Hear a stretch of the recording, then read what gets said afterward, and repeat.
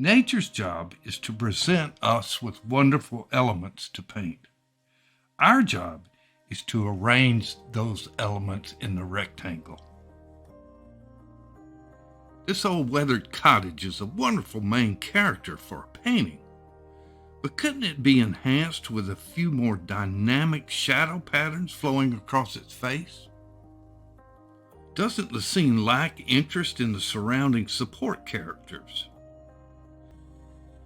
The sky and water are so light they steal attention away from the lights on the cottage rather than enhancing it. The offshore island looks like an anthill. It could be transformed into a sawtoothed volcanic island and counterbalance the foliage on the left.